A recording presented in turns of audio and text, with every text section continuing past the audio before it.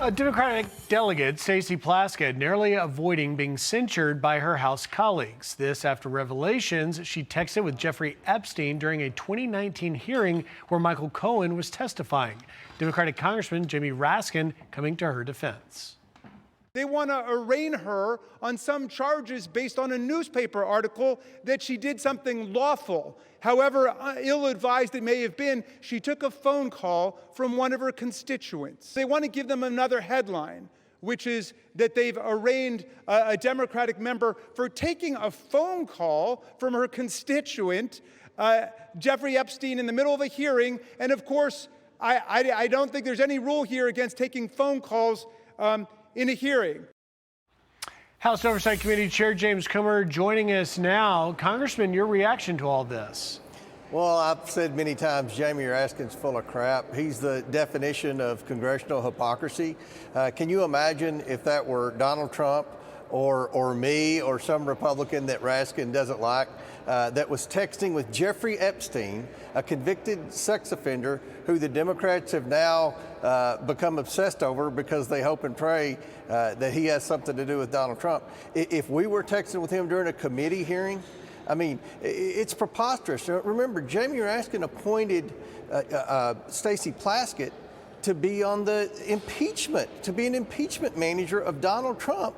And here we find out she was communicating with Jeffrey Epstein in a plot to take down Donald Trump. So for Jamie Raskin to try to defend that on the House floor in front of America is par for the course for Jamie Raskin, but it's the definition of hypocrisy.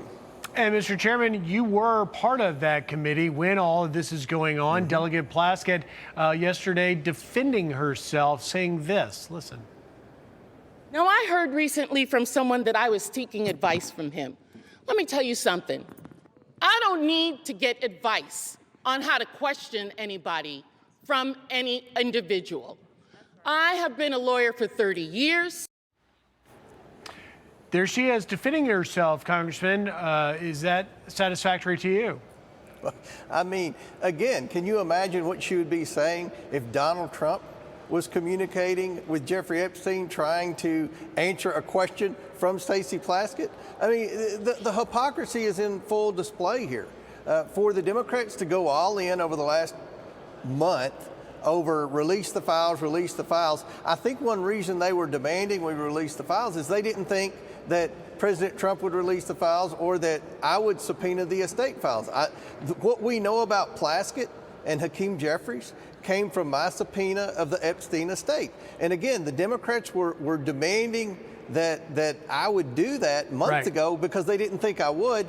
No one knew what was going to be in the documents, and when we get the documents, lo and behold, there's a bunch of liability for Democrats, and I'm glad that the hypocrisy is on full display, and I don't think those answers are satisfactory. Well, Mr. Chairman, I want to get to Minority Leader Jeffries in just a second, but specifically with the Plaskett thing, do you see a mixed message here that Democrats have been demanding for accountability, but when it came to holding one of their own accountable, then all of a sudden they had a lack of interest?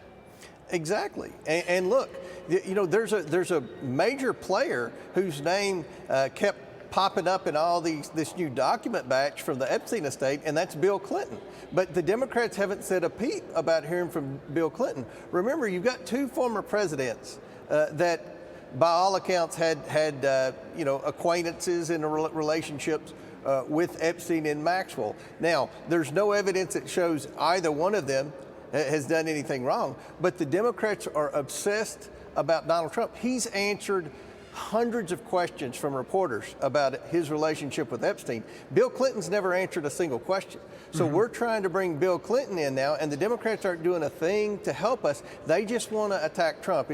I don't believe they care about justice for the victims. Their number one priority is to try to hope and pray that there's something damaging about Donald Trump in there. And we'll see if the former President Clinton decides to sit down for a deposition. But quickly, you did mention Hakeem Jeffries, and your investigation has uncovered a number of emails, one of which appears to suggest that Hakeem Jeffries' campaign was inviting Epstein to a fundraiser. Explain.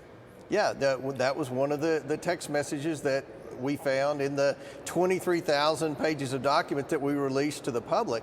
Hakeem Jeffries' campaign was soliciting donations from Epstein.